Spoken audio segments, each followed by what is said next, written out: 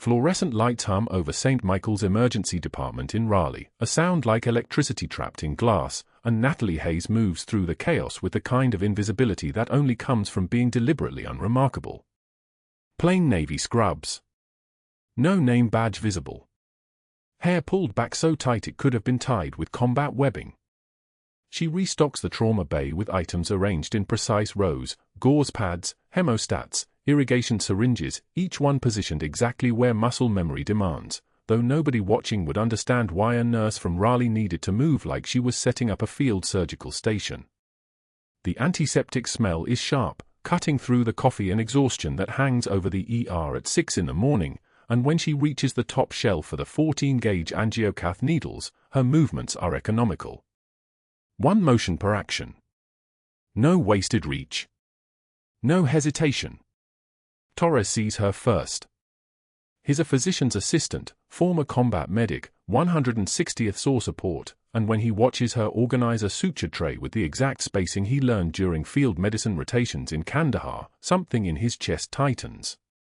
That spacing matters only if you've been in a situation where your hands need to find instruments in darkness, where speed equals survival, where the difference between a 4.0 silk and a 3.0 nylon has to be muscle memory instead of conscious thought.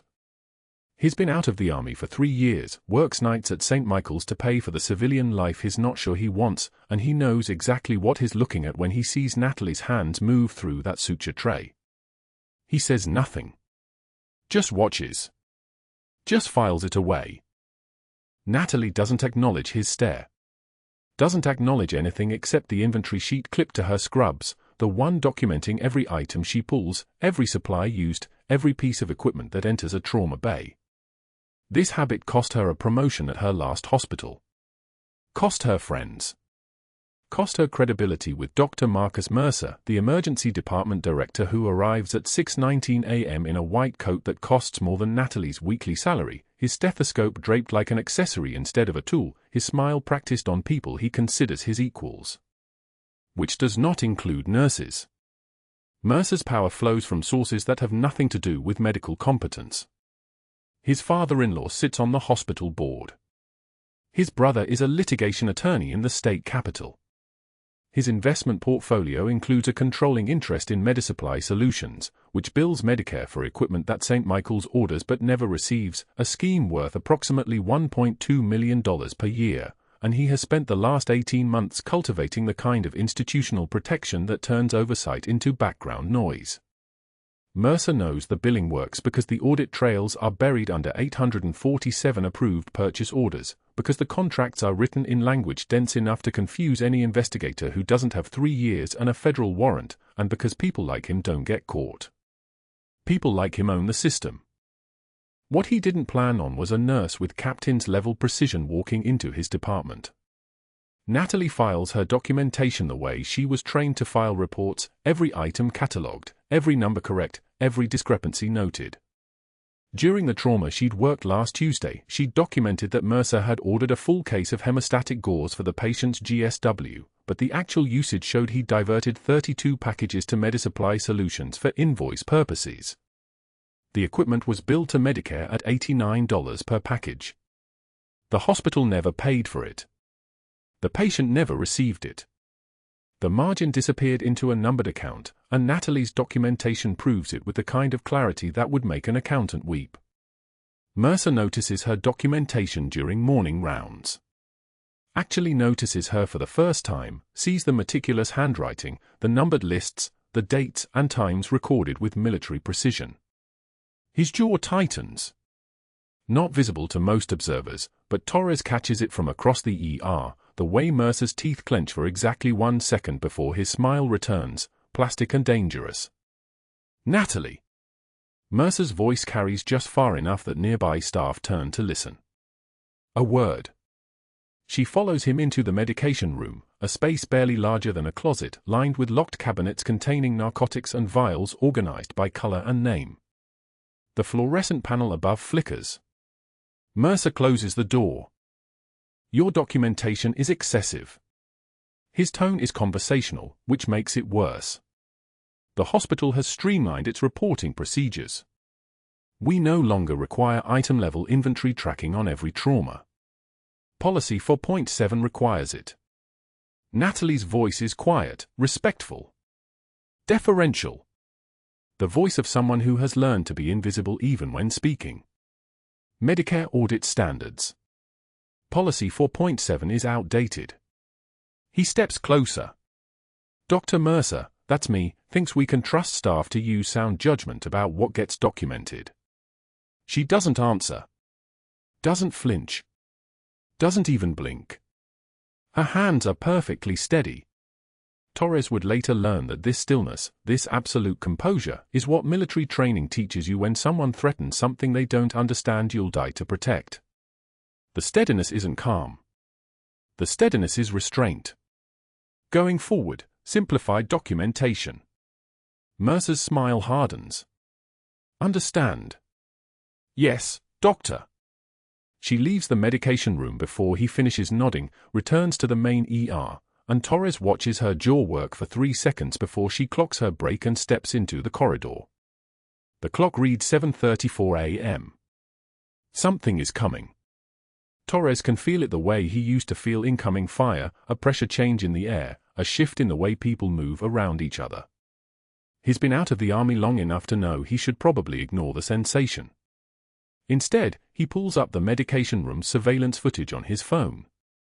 Watches Mercer's jaw tighten. Watches Natalie's hands not shake. Files it away. The SEAL arrives at 8:16 a.m. Paramedics wheel him through the ER doors on a stretcher that's moving faster than protocol, faster than routine, and the GSW to the upper right quadrant is the kind of wound that shouldn't be survivable given the entry vector, the bleeding pattern visible even through the compression dressing, the pallor that comes from losing blood pressure faster than the human body can compensate. Training exercise, the lead paramedic shouts. Ammunition malfunction. He coded once in the ambulance. We pushed Epi and got him back. The SEAL is still conscious enough to understand what's happening but not conscious enough to control his breathing. His name is on the intake form as Lieutenant Commander Daniel Graves, but the tattoo on his left shoulder reads ST3, SEAL, which means SEAL Team 3, Charlie Platoon, and everyone in the room who's ever served knows exactly what that means.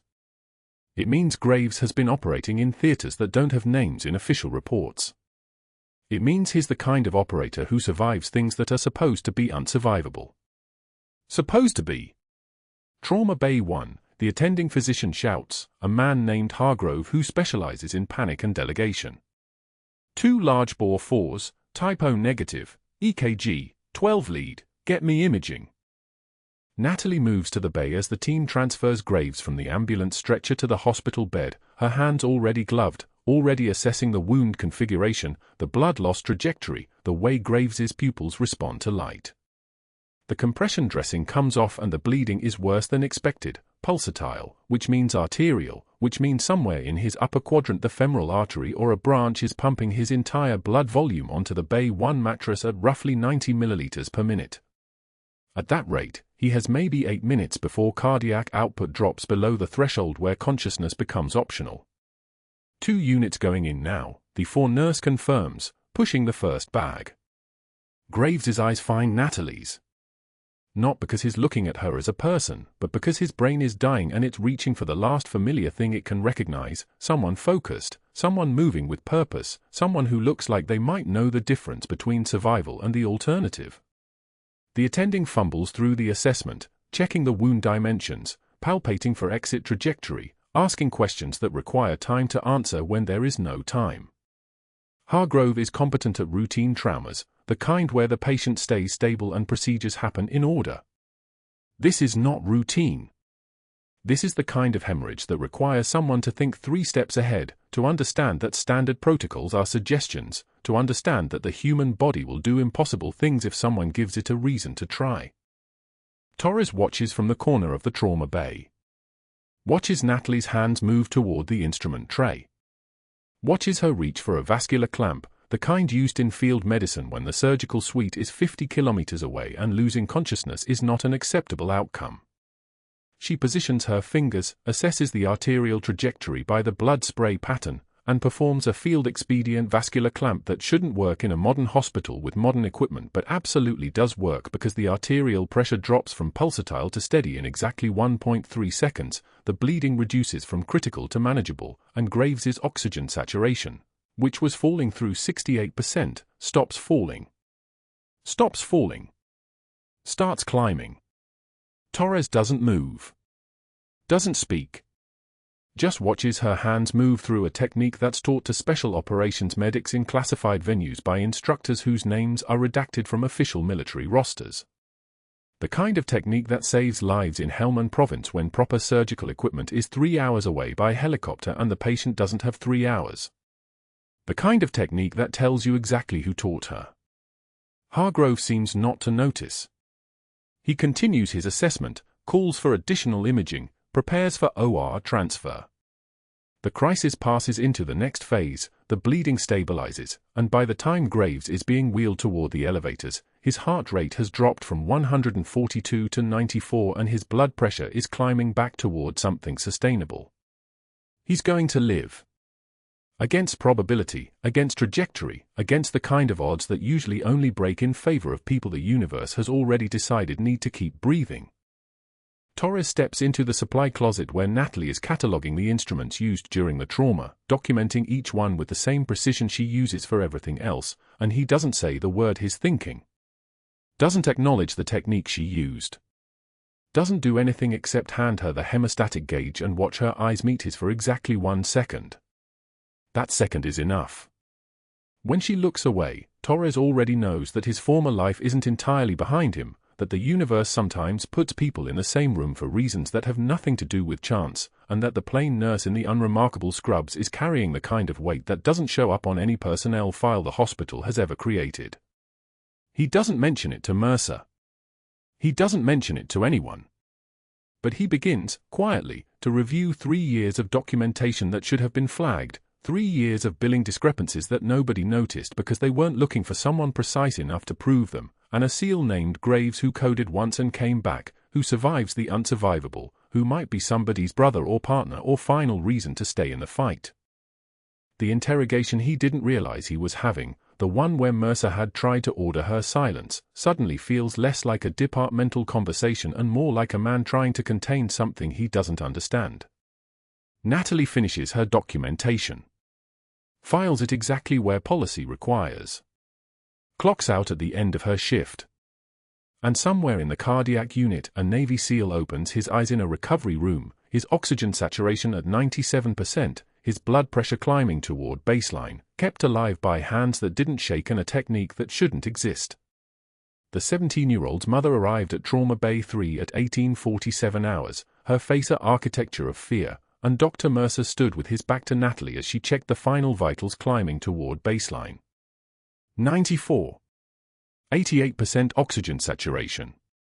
The boy's blood pressure had risen from 67 systolic to 104 in 22 minutes of precise intervention, fluid resuscitation, direct pressure on a brachial artery laceration, a field-expedient vascular clamp that kept him from bleeding out before the surgeon arrived. The motorcycle had pinned his left arm under the fuel tank. 3 centimeters to the right and he would have been a donor case. Mercer turned with a concerned expression that fit him like borrowed clothes.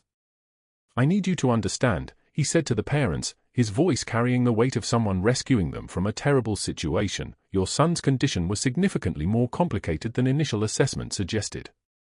He gestured toward Natalie without looking at her, the way one might point out a stain on a window. "Our staff member here took it upon herself to perform procedures that exceed her scope of practice. Without proper authorization. Without proper oversight." The father's jaw tightened. "Is my son going to be okay?" "He will be," Mercer said, allowing himself a thin smile. "Despite some irregularities in his initial treatment. Fortunately, I was available to correct course." He moved closer to the bed, positioning himself between Natalie and the family, his shoulders blocking her from view like he was protecting them from contamination. "What you should understand is that documentation protocols exist for a reason. This nurse's habit of improvising creates liability. Risk. We've had to open an official review. Natalie's hands were steady as she logged the final vital signs. Her face remained absolutely neutral, the kind of calm that comes from having already survived the worst. She'd held a CIA asset while the village collapsed around them. She'd performed emergency vascular repair in a compound with walls made of mud and shrapnel. Dr. Mercer's voice was wind passing over stone. "Why don't you go check those supply inventories?" Mercer said without turning toward her. "You seem so fond of them."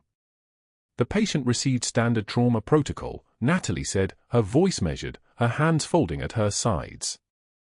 "All interventions are documented in his chart." Mercer still didn't look at her. "Your shift ends at 1900. I suggest you use the remainder of your time efficiently." His tone suggested efficiency meant disappearing. Natalie nodded once and left without another word, her steps even and measured, her scrubs whispering against her legs as she moved through the corridor. Behind her, she heard the mother ask, "What kind of review?" An hour later, the break room fell silent the moment she entered with her lunch. 4 nurses were at the corner table, Jennifer from day shift, Marcus who'd trained under her 6 months ago, 2 others whose names existed only in the context of their avoidance. They'd been talking about staffing rotations. Natalie could still hear the echo of their voices. She unwrapped her sandwich. Turkey on wheat with a thin line of mustard. She'd made it that morning in an apartment no one from St. Michael's could have found if they'd tried, a place with walls that held no photographs, no evidence of continuity. No proof that she'd ever been anywhere else. One by one they gathered their food. Jennifer first, then Marcus, his expression something between embarrassment and fear. The others followed like a school of fish sensing predator pressure. They moved to the hallway without speaking. Without meeting her eyes. The door closed with the soft pneumatic hiss of a closing wound. Natalie took a bite of her sandwich. Chewed thoroughly. Her jaw moved with mechanical precision. She continued eating as if nothing had happened, as if the room hadn't just performed an evacuation, as if her presence was the kind of contamination you removed by leaving the space itself. That afternoon, she found her name on the public disciplinary board outside the nursing station, the board where staffing commendations usually appeared, where employee anniversaries were celebrated.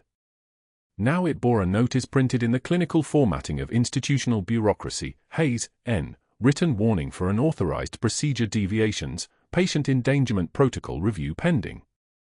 Recommend mandatory retraining before floor assignment. 3 nurses walked past as she read it. None of them met her eyes. Torres watched from the physician station, his jaw working. He was a former combat medic, Kandahar, 2011 through 2013, 187 confirmed field saves before an IED took his left knee and the army replaced him with a prosthetic and a discharge.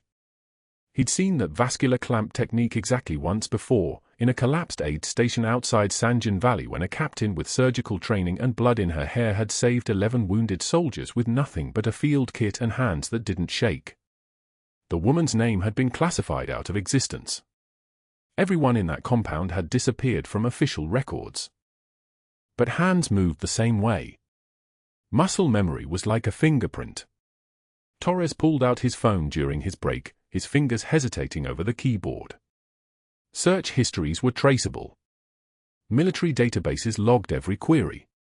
He knew the protocols. He typed anyway, searching for field vascular clamp protocols from 2013, cross-referencing with medical supply companies contracted to forward operating bases, looking at names that had been redacted in after-action reports. A name appeared in his mind. Captain N. Hayes.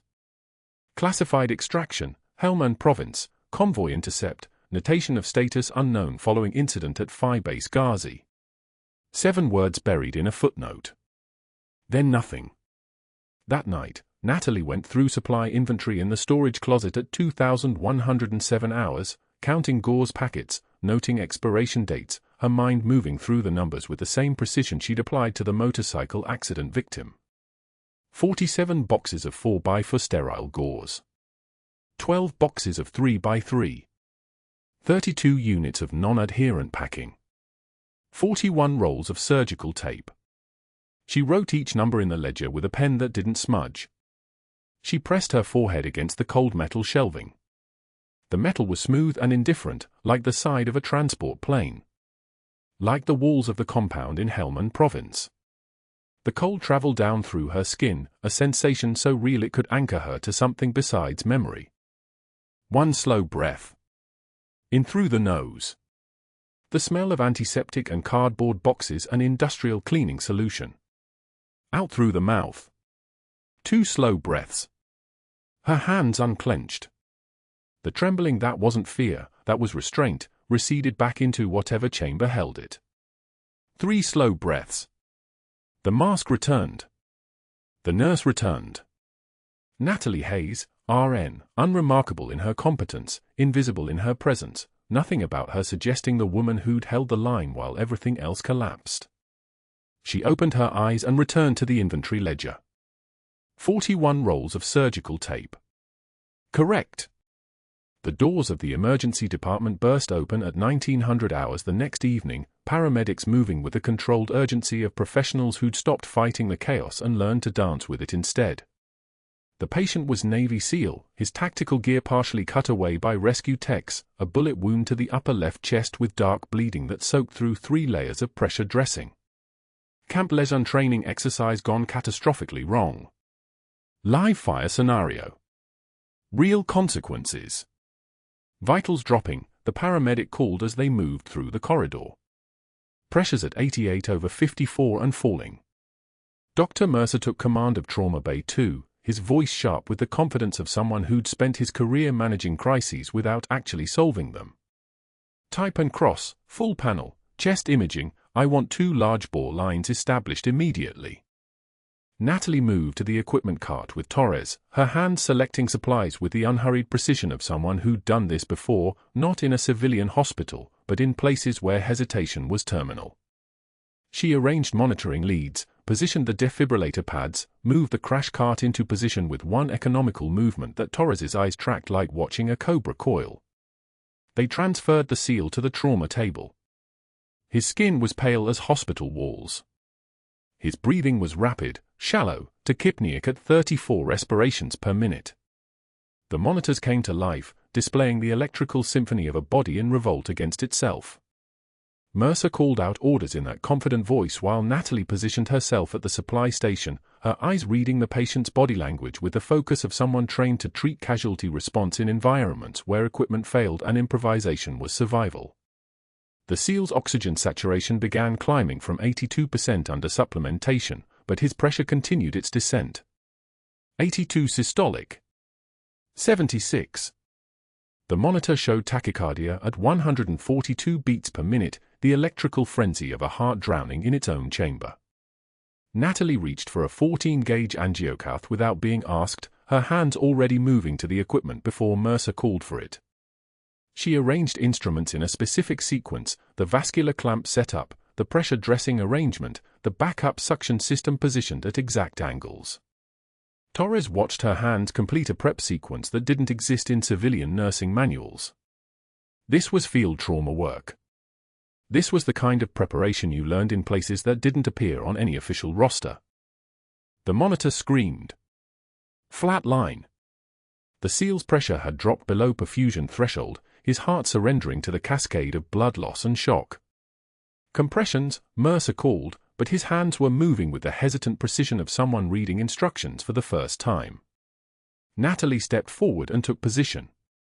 Her hands placed on the sternum with mathematical accuracy, 2 finger widths above the xiphoid process. She began compressions with a depth and rhythm that was perfect, 100 compressions per minute, pressing down with enough force that you could hear the mechanical accuracy, each compression exactly 2.4 inches deep. Her arms remained straight. Her shoulders drove the motion. Her face showed nothing, no strain, no fear, no acknowledgement of the body beneath her hands. 1 compression. 2. 3. Perfect. Perfect. Perfect. Torres kept staring at her hands. Recognition forming like ice crystals in his chest. They got the SEAL back after 4 minutes and 47 seconds. His monitor spiked into something resembling a perfusing rhythm. His blood pressure climbed to 98/61. His oxygen saturation rose to 89%. Mercer announced to the room that aggressive fluid resuscitation and ACLS protocols had prevented another fatality, and everyone nodded because that's what doctors did. They took credit for outcomes while standing in the shadow of hands that had actually performed the work. In the hallway after the seal stabilized and was transferred to the cardiac unit, Torres approached Natalie near the medication dispensary. His voice was quiet, careful, like someone approaching a dog that might bite if startled. That vascular clamp technique. The way you prep the supplies. Where did you learn that? Natalie's face remained absolutely neutral. Standard training, she said. No, Torres said. No, that's not standard. He stopped himself. Looked around to confirm they were alone. That's field medicine. That's what they teach at. He didn't finish the sentence. I'm going on break, Natalie said, and walked away before he could ask another question. Torres pulled out his phone in the supply closet.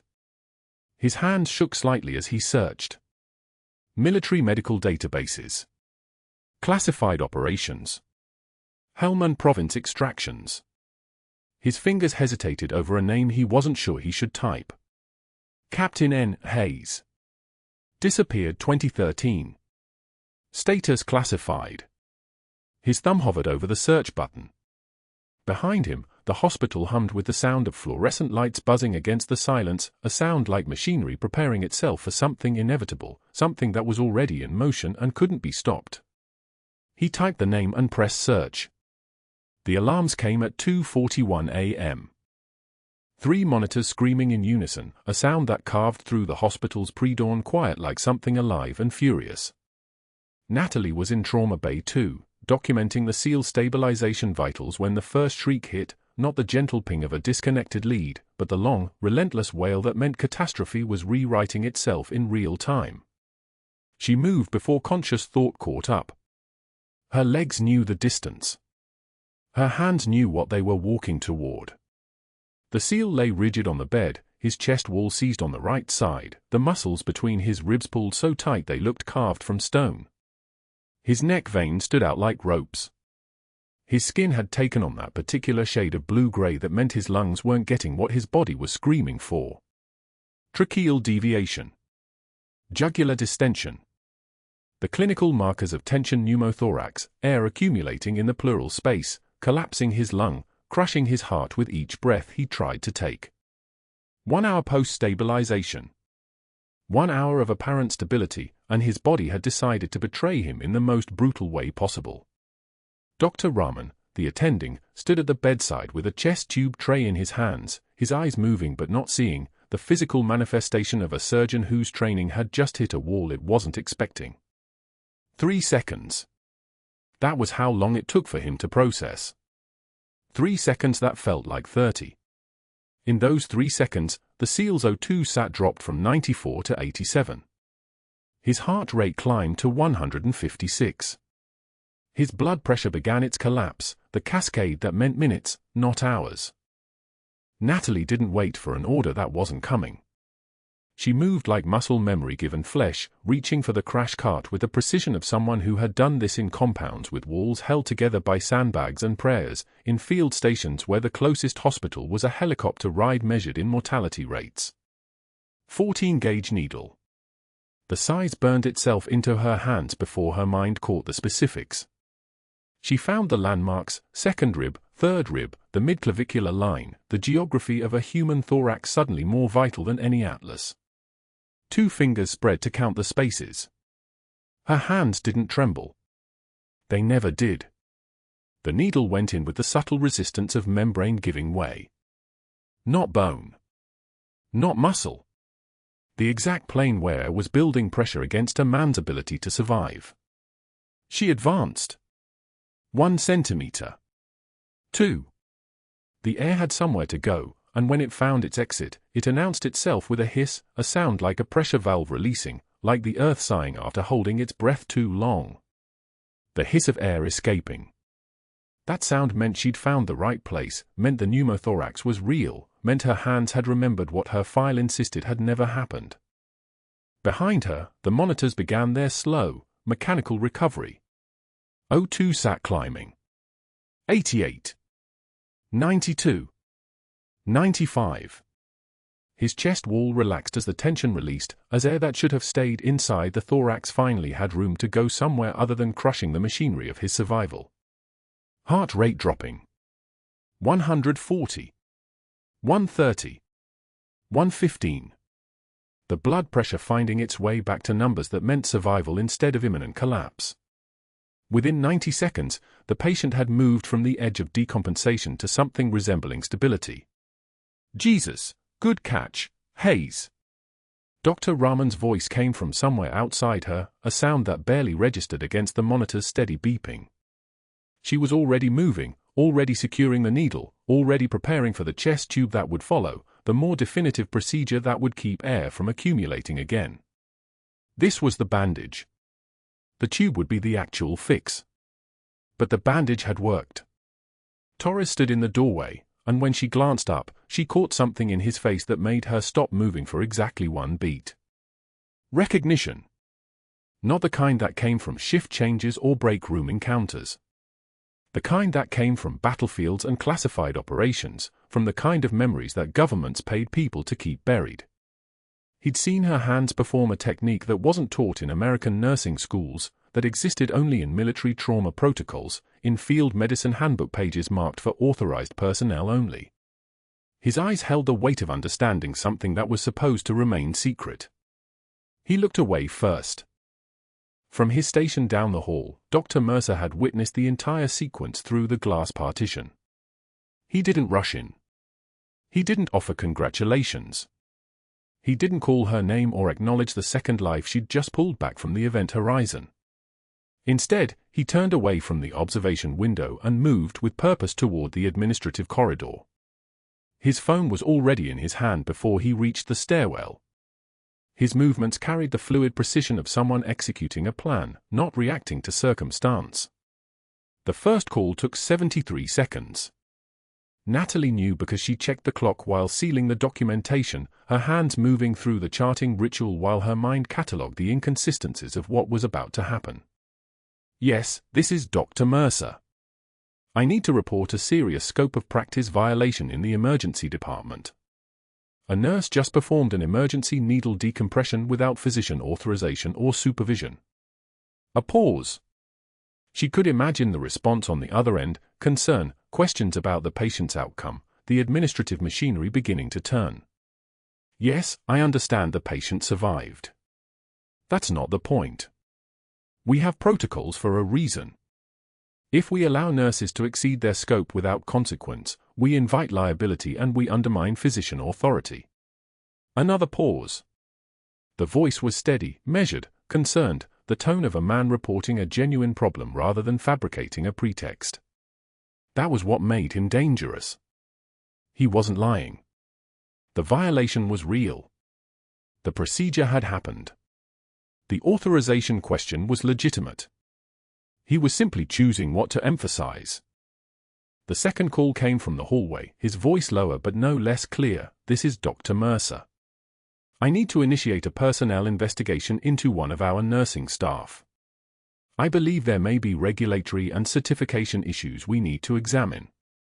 No, I don't have specifics yet. I'm going to be requesting her personnel file. The call lasted 47 seconds. When he hung up, he stood in the hallway for 6 seconds without moving, his face arranged into an expression of professional concern that was perfectly calibrated to read as genuine responsibility. 15 minutes later, he appeared at the charge nurse station. His movements were unhurried. His voice was measured. I need Nurse Hayes' complete personnel file, he said to the charge nurse. I'm documenting an incident for the record. No accusation. No drama. Just the ordinary machinery of bureaucratic process. The charge nurse compiled the file without question. This was normal. This was how hospitals functioned. Nobody saw the knife being sharpened. Natalie was still in Trauma Bay 2 with the SEAL, running the post-decompression protocol, when Dr. Mercer reappeared. She felt him before she saw him, the shift in air pressure that came with his presence, the way silence deepened when he entered a room. Her hands continued moving. The four fluids adjusted, the oxygen titrated up slightly to account for the trauma his lungs had endured, the monitors set to their optimal sensitivity. Her composure was like armor. In her face, nothing showed. "Nurse Hayes."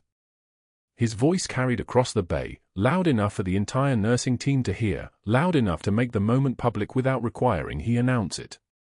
"I need you to step away from the patient." She finished the adjustment. "One more second. 2. Then she turned. "You're suspended effective immediately, pending investigation for practicing outside your scope of practice.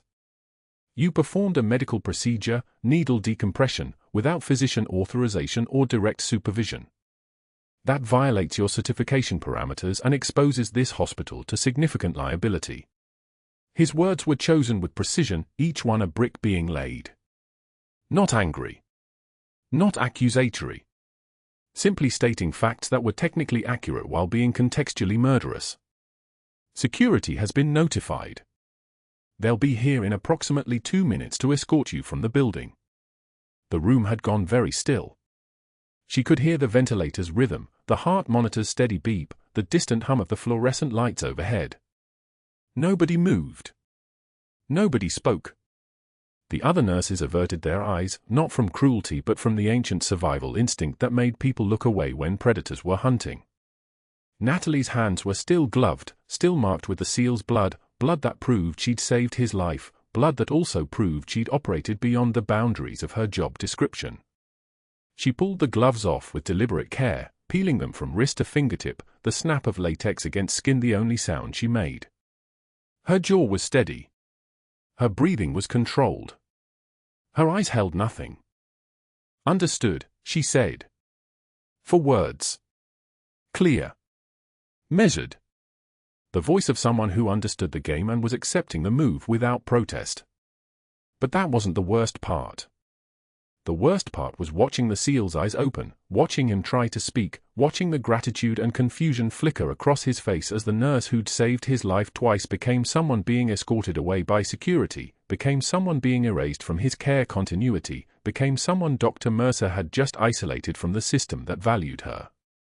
The worst part was the silence from Torres, who stood at the observation window and watched everything and did nothing, because speaking up would mean revealing what he'd recognized, and that recognition was itself classified information.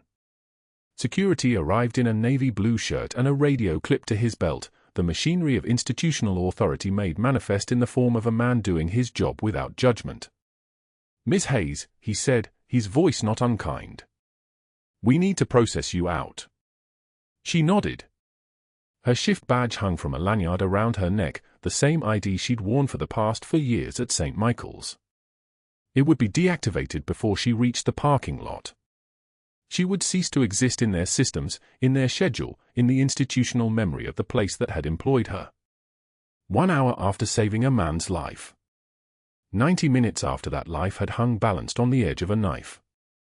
She walked toward the exit, past the nurses who wouldn't meet her eyes, past the doctors who suddenly found reasons to examine charts, past the patient she'd saved, not once but twice, whose eyes tracked her leaving and who couldn't possibly understand why the person who'd just pulled him back from death was walking away in the custody of security.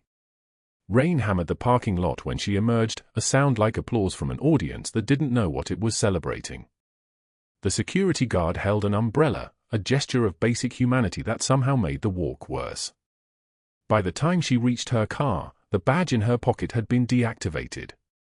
By the time she turned the key, her status in the hospital database had been changed to suspended pending investigation. She sat in the driver's seat with the rain streaming down the windshield, her hands still bearing the faint stains of blood that wouldn't come clean easily. Somewhere in that building, a Navy SEAL was stabilizing. Somewhere in that building, Torres was deciding what to do with the knowledge that the disappeared captain from Helmand Province was alive, was working, was being destroyed by a man who had no idea what he was actually hunting. And somewhere in the administrative offices, Dr. Mercer was updating his file with the disciplinary action, his strategic sabotage dressed up in the language of hospital compliance and scope of practice and institutional liability. The rain continued falling. She didn't start the car. Dr. Mercer appeared within minutes of the needle decompression, moving through the trauma bay with the kind of calm that made other doctors step back. His face showed nothing, no surprise, no gratitude for the patient's stabilized vitals, no acknowledgement that Natalie's hands had just pulled a Navy SEAL back from the edge. He wore his composure like armor, each movement deliberate, surgical in its precision. The heart monitor beeped its steady rhythm behind him, a sound that should have meant relief. Instead, it meant something else entirely. He glanced at the patient once, then his eyes found Natalie. Not with anger. With something colder. Calculation. The kind of look a man gives when he's already decided how the story ends. "Charge nurse," Mercer said quietly. "My office." "Now." The charge nurse, a woman named Patricia who'd worked with Natalie for 4 years, followed him down the corridor. Through the glass walls of the physician station, Natalie could see Mercer's hands move as he spoke, deliberate gestures, the kind that conveyed urgency without raising his voice. He pulled out his phone. Made a call. Spoke for 90 seconds, his tone never changing. Then another call. The second one lasted less than a minute. Torres stood at the medication cart, pretending to check inventory, but his eyes tracked Mercer's movements. His phone was open to something. Natalie caught the glint of a screen, the frozen image of a photograph. His face had gone pale in a way that suggested recognition of something impossible. He stared at her for one moment, then looked back at his screen, then back at her again. The expression on his face was the look of a man watching a ghost become flesh. Mercer emerged from his office with Patricia at his side, her jaw tight. He made his way back to the trauma bay where Natalie stood removing her gloves with deliberate precision. Each finger pulled carefully. The latex snapped slightly as it peeled away. She placed them in the biohazard bin and turned to face him. "Captain Hayes," Mercer said, using her name like he was testing how it felt in his mouth. "We need to discuss what just happened here." The room had gone quiet. Not the natural quiet of a hospital, but the particular quiet that comes when people sense conflict. Nurse Reeves at the monitor station found her chart suddenly fascinating. The resident who'd been assisting stepped toward the door. Even the ventilator seemed to breathe more softly. "Understood," Natalie said. Her voice carried no inflection whatsoever. No defense, no apology, no emotion. Just acknowledgement. "You performed an invasive procedure without direct physician supervision," Mercer continued, his tone taking on the regretful quality of a man delivering necessary bad news. "Needle decompression is not a nursing skill. You've created significant liability for this hospital." Dr. Rahman, the attending physician who'd been frozen during the crisis, tried to step forward. "She saved his life, the patient was in." Mercer's hand went up. "The procedure itself isn't the issue. The breach of protocol is. She put this hospital at legal risk. I have no choice but to recommend immediate suspension pending a formal investigation." Natalie's face remained absolutely neutral. Her hands hung at her sides, steady, completely still. She didn't blink. She didn't look away. She simply waited, her body language conveying neither guilt nor innocence, but something far more dangerous, complete acceptance of what was about to happen. "You're suspended effective immediately," Mercer said. "Pending investigation for practicing outside your nursing scope. Security will escort you from the building. Your access credentials are being deactivated as we speak." 2 officers appeared in the doorway as if summoned by the words themselves. Natalie recognized them both. Jackson, who'd worked nights in the ER for 3 years. Martinez, who'd brought his daughter to the hospital Christmas party. They wouldn't meet her eyes as they approached. "If you could come with us," Jackson said quietly. Natalie followed them without a word. They walked through the emergency department in a strange procession, a nurse in scrubs with 2 security officers flanking her like she was a threat to be contained. Past the nurses' station where staff suddenly found their charting urgent and important. Past the monitors displaying vitals and O2 saturations. past the trauma bay where the Navy SEAL lay unconscious but breathing, stable, alive, because her hands had moved at the precise moment the pressure in his chest became fatal. Torres stood frozen near the medication dispensary, his phone still open in his grip. His eyes met hers for a single second, and in that moment something passed between them, a glance of recognition that Natalie forced herself to ignore. She kept walking. The rain had started falling outside, turning Raleigh's streets slick and grey, the kind of rain that fell without sound, heavy enough to soak through fabric but quiet enough to feel like the sky was keeping its grief to itself. Jackson and Martinez walked her to the parking lot entrance. One of them, she didn't register which, said something about her belongings being mailed to her. Natalie nodded. Said nothing. Her keycard was already useless in her hand, the security lights flashing red when she tried to scan it at the exit. By evening, someone had brought her locker contents out to where she waited at the bus stop. A cardboard box, the kind used for moving files, balanced against her hip. The rain soaked through her scrubs where she stood beneath a shelter that did little to keep the weather at bay. Inside the box, a cracked mug that read "World's Okayest Nursed" in fading letters. A half-dead succulent that had survived 3 office locations and would likely not survive this one. And a photograph in an archival plastic sleeve, for people in combat medical uniforms, their faces young and alive. 3 of them were smiling. The 4th face belonged to someone who had been real once, who had died holding a CIA asset in a Helmand province compound while drones turned the village into ash and silence. The photograph was the only physical evidence. Everything else had been erased. Her service record classified.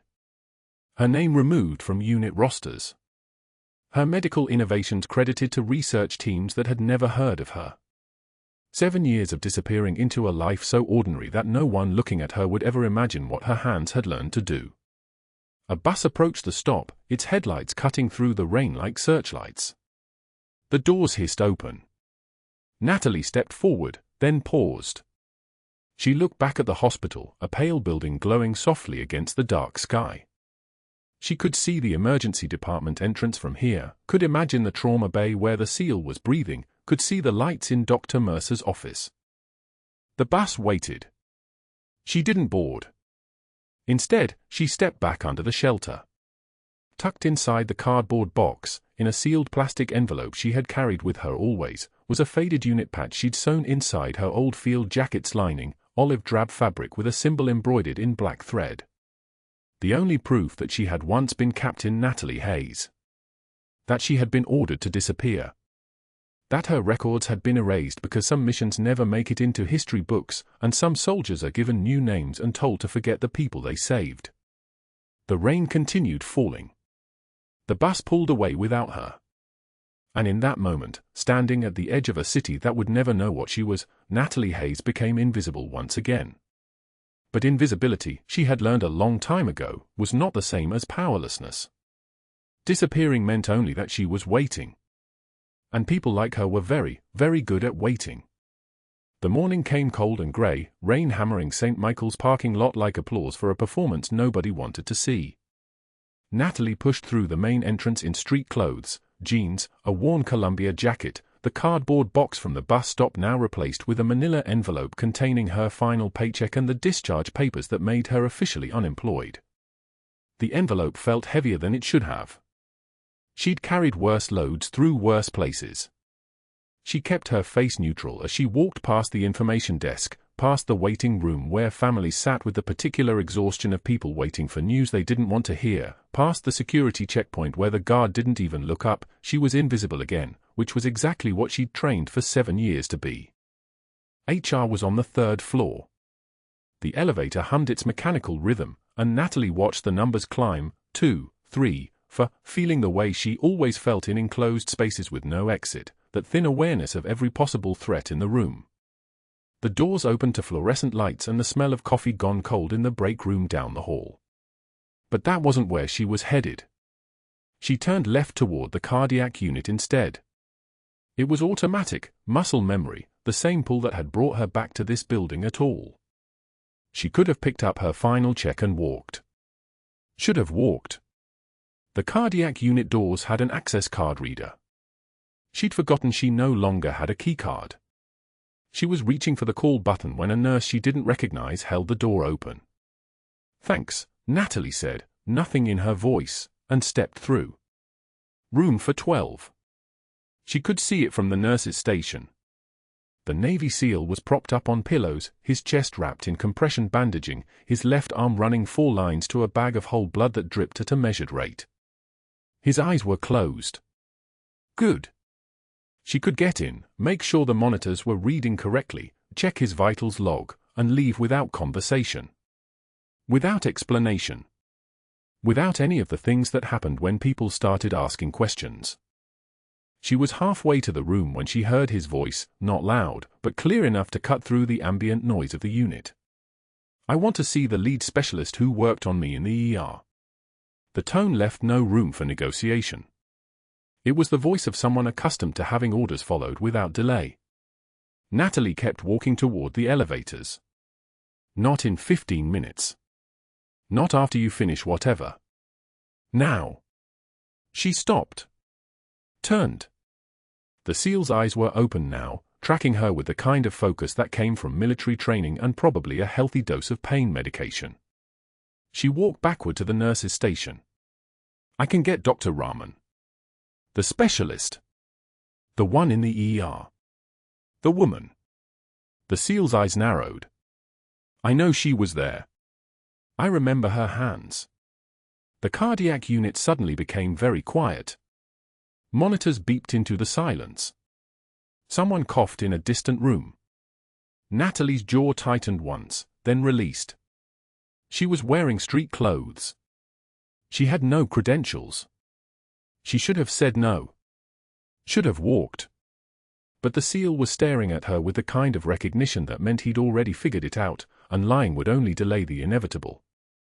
"One moment," she said to the nurse's station, and she turned and walked into room for 12. The SEAL's eyes went wide the moment she crossed the threshold. His mouth opened. For exactly 3 seconds, he couldn't seem to form words. And then, so quietly that only she could hear it, he whispered, "Reaper." The room went so quiet you could hear the ventilator hum in the adjacent bed. Natalie's face remained absolutely still. "I'm glad you're recovering. Your vitals look excellent. Keep working with PT." A shadow appeared in the doorway behind her. A Marine colonel, maybe 50 years old, with the bearing of someone who'd made decisions that got people killed and accepted the weight of that without flinching. He'd been standing in the hallway. Had heard every word. His eyes moved from the SEAL to Natalie and back again. "Petty officer, did you just say a Reaper?" "Yes, sir." The colonel stepped into the room. His uniform held 3 ribbons in the V formation that meant combat tours, and his face had the particular stillness of someone processing information that didn't fit the file in front of him. "Who is Reaper?" The SEAL's eyes didn't leave Natalie. "The surgeon. The one in Helmand. The one who got us all out." The colonel turned to Natalie. "That accurate?" Natalie looked at him once. Looked away. Said nothing. That's when he pulled out his phone. "This is Colonel James Hartwell, 2nd Battalion, 8th Marines. I need to contact Joint Special Operations Command. I have a situation that requires immediate flag officer notification. Code is?" He rattled off a series of numbers that meant nothing to anyone outside the Pentagon. He listened for 40 seconds, then, "I have visual confirmation of Captain Natalie Hayes. Confirm if that's possible. Confirm if she's currently operational." He waited. His face didn't change.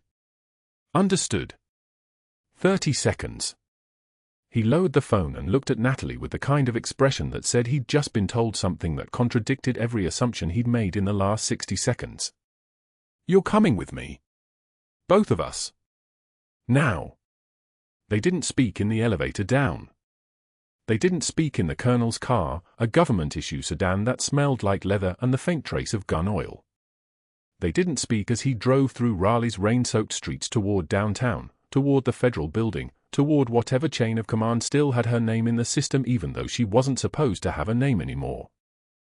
The two-star general arrived at St. Michael's 3 hours later in a sedan with federal plates and 2 aides in suits that screamed intelligence community.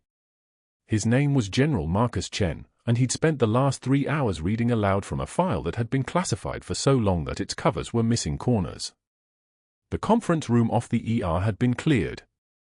Security had been posted. And Natalie sat in a metal chair with her hands folded while a two-star general in full dress uniform read the words that had been erased from every official record 7 years ago. Captain Natalie Marie Hayes, he read, his voice carrying the weight of someone delivering a verdict. Navy Cross Citation. Awarded for extraordinary heroism in combat on March 17, 2015, in Helmand Province, Afghanistan. Captain Hayes performed emergency surgical procedures under fire in a collapsed aid station, extracting 12 wounded soldiers including 1 critically injured CIA asset despite ongoing enemy contact and complete communications failure. Her actions directly resulted in the survival of all personnel extracted. He looked up from the citation. This is not a ceremonial medal, Captain. This is recognition of extraordinary valor under conditions that would have justified immediate evacuation and abandonment of the mission. Dr. Mercer was standing against the wall. He'd been called in by security, and his face had gone the color of old paint as the general read. There must be some mistake, he started to say, his voice hitting a register somewhere between disbelief and the first notes of panic. I have no idea what this is. The general stood. Snapped to attention. Saluted the screen on the conference table where Natalie's service record was displayed, rows of ribbons below her captain's insignia, each one representing something the world had been told never happened. Dr. Mercer's mouth closed. The photo started circulating that evening. Torres had filmed the ER scene the previous day, Dr. Mercer's voice rising, his finger pointing, Natalie's face remaining absolutely neutral while he tore into her in front of staff and a family whose son she'd saved twice in 4 hours. Torres had captioned it simply, Doctor humiliates Navy Cross recipient for saving patient's life. Within 6 hours, it had 200,000 views. Within 12 hours, it was on national news, hospital doctor suspends decorated combat veteran for performing life-saving procedure. Within 24 hours, it reached someone specific, Dr. Robert Chen, a retired Army surgeon who'd trained Mercer 20 years ago at Johns Hopkins, who'd recommended him for his fellowship, who'd watched him build what he thought was a respectable career. Dr. Chen's statement was released through the hospital's public relations office, but it was addressed to the media directly. I am profoundly appalled and ashamed that someone I trained and mentored would treat any medical professional with such disrespect. To learn that this person treated a decorated combat veteran with such cruelty while she was performing her duties with excellence is a failure that I take personally. I disavow any association with Dr. Mercer's actions and character, and I call upon the hospital's board of directors to launch an immediate investigation. Then he made phone calls. 8 of them, to every member of St. Michael's board. And he asked them, very politely, to check the billing records. They found discrepancies within 48 hours. They found patterns within 72. A forensic audit revealed 18 months of fraudulent billing through a medical supply company that Mercer had a financial stake in, equipment billed to Medicare but never delivered, prices inflated by 300%, kickbacks routed through shell companies, approximately $183,000 in fraud that had been paid directly into accounts registered to Mercer's wife's maiden name. The same meticulous documentation that he'd suspended Natalie for maintaining became the evidence trail that destroyed him. Every supply requisition she'd logged with military precision. Every discrepancy she'd noted in her trauma reports. Every item she'd tracked because that was what soldiers did, they paid attention to details that mattered. They documented everything. And when the auditors reviewed her files, they found a paper trail that led directly to Mercer's fraud, a breadcrumb trail of his own making, laid down in the records of the woman he'd tried to humiliate. His hospital privileges were suspended pending criminal investigation within 72 hours. The board issued a statement apologizing to Captain Natalie Hayes and offering immediate reinstatement with back pay, a promotion to charge nurse of the emergency department, and a formal commendation in her personnel file. The nursing staff who'd avoided her in the break room suddenly couldn't stop apologizing. By the end of the week, at least 6 of them had left notes in her locker, which she read without expression and filed in her drawer. But the real vindication came quiet. It came in the form of a phone call from the Pentagon offering her immediate restoration of rank and return to active duty. It came in the form of General Chen appearing in her office — she had an office now, with actual windows — and asking her what she wanted to do with the rest of her life. Natalie had pressed her forehead against that cold glass and thought about Helmand Province. Thought about the 4 faces in the photograph. Thought about disappearing and the particular exhaustion that came with staying invisible when you wanted desperately to be seen. "I want to stay," she'd told the general. "But not active duty. I want to build a veteran services program here. I want to train the staff. I want to make sure nobody else has to choose between being heard and being safe." 6 months later, that program was running from an office with real plants and open windows, and Natalie Hayes was coordinating care for 17 former service members currently under St. Michael's treatment, training the staff on combat-related trauma, and consulting on cases that required someone who understood what it meant to hold a dying person's hand while the world exploded around you. Meanwhile, in a small community college in southern Raleigh, Dr. Mercer taught CPR fundamentals for $15 an hour to disinterested teenagers and nursing students who'd never heard of him, and his phone played the video on loop during his lunch break, the moment where Natalie's face never cracked, never broke, never gave him what he was looking for, which was some sign that he'd actually hurt her. He finally understood, in those moments, that she'd survived things that would have destroyed him in minutes. His cruelty had been nothing compared to what she'd already endured. And in her office at St. Michael's, Natalie pulled open her desk drawer where she kept the faded unit patch in archival plastic, the same patch she'd sewn into her field jacket's lining 7 years ago when they'd told her to erase herself from history, and she let her thumb run across the fabric once before closing the drawer. Torres appeared in her doorway. "You know you don't have to hide anymore," he said.